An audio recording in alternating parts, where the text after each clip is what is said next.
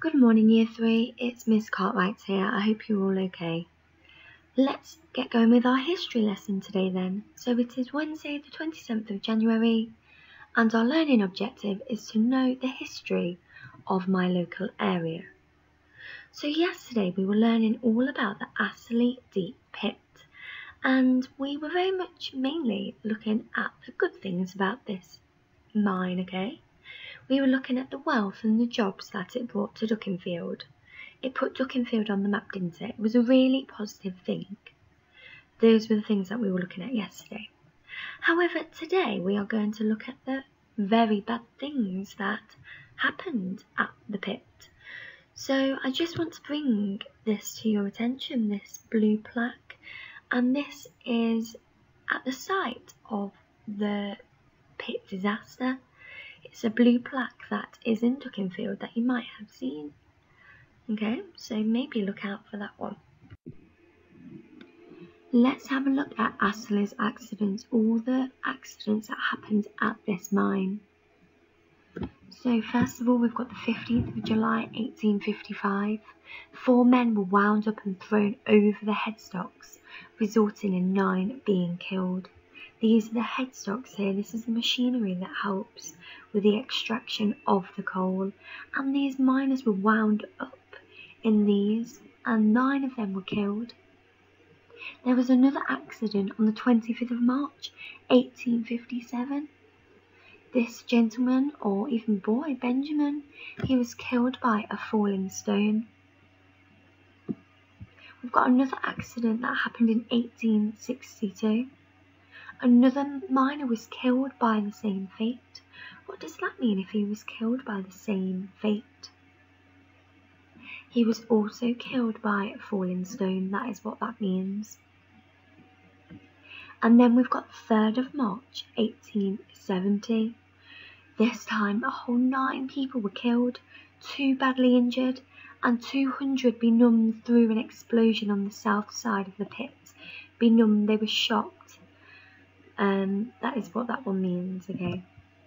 Although one tragedy outstands the rest, being the worst reported mining accident in Tameside's whole history. And we've already had a look at this. Let's learn more about this horrifying disaster now.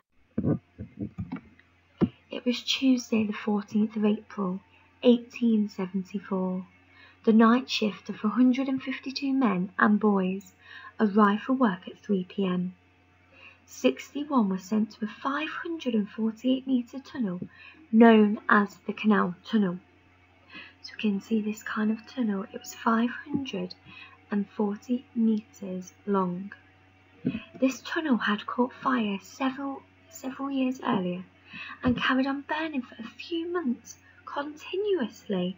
That means it kept burning and burning until finally it had been burned out.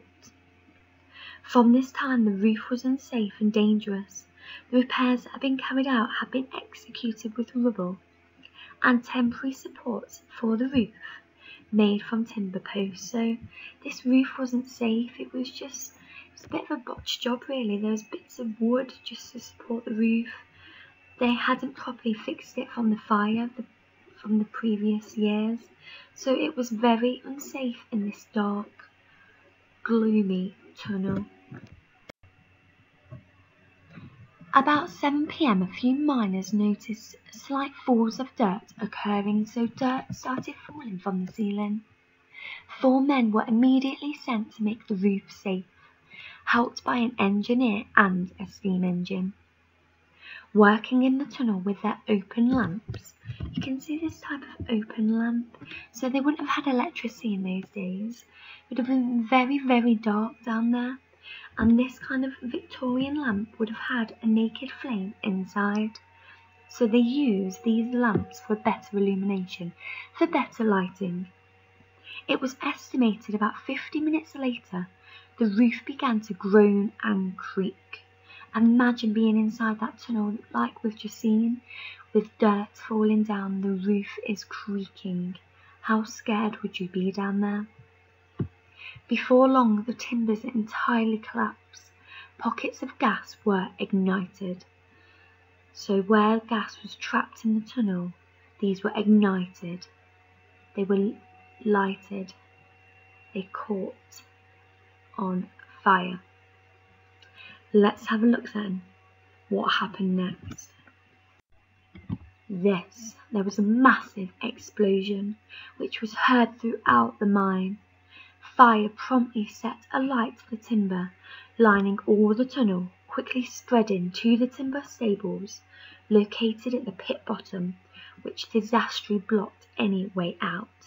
So this fire, it spread rapidly through the tunnel, and it blocked miners' way out. They couldn't get out, they were trapped.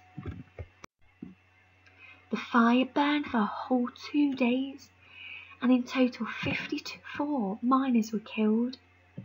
Only 7 escaped from the immediate catastrophe area, so the area where the initial fire started. A further 91 miners were affected from the explosion, many of them badly injured through using dangerous escape routes. The youngest victim was a wagoner named George Linley, and he was only 10 years old. Right, this is an eyewitness account, and this is from someone who was there at the time of the explosion. This gentleman, Mr. Holmes, he worked down the mine. He was 21 years old at the time of this disaster, and he wrote this eyewitness account at the time. Let's see what he had to say. Suddenly there was a terrible roar, followed by a gust of wind, which blew out every light in the workings. We all commenced to walk forward in the dark, and the first thing I came into contact with was a horse, which completely blocked the road. We somehow got as far as the canal tunnel, and then found our way blocked. Then we sensed the fire damp. Several of the men started to shout out, but by opening their mouths, they swallowed the gas and were soon overcome. Most of us got to the ground, and I remember one man saying, "If we have to die, we all die with our hearts up." Hour after hour passed, and in the early morning we heard the sound of picking and the approach of the rescue party. Most of us were in a dazed condition, but the hope of rescue put life into us. Later in the morning, the rescue party cut a hole through the roof, and I helped to lift the men through. I was the last to be got out alive. What a horrifying experience this poor man went through, being trapped in the tunnel. He didn't know whether he was going to make it out dead or alive. Let's have a look then at what we are going to do today. What is our task? Well, your task is to get into character. You are a miner. You were there on the day of the explosion. You worked down the mine. You are used to these horrifying conditions. It's dark, it's dusty, you can barely breathe. You are tired, your bones ache from the manual labour that you do every single day. So, I am going to interview you. I am a top journalist, and I want to find out what happened on the day of the explosion. Was there anyone to blame? What exactly happened? I want to get to the bottom of it. So, if you're feeling very brave, you can film yourself answering these questions. You do need to get into role. You are a miner. You need to show me what a harrowing experience this was and how you felt. You need to get your emotion across.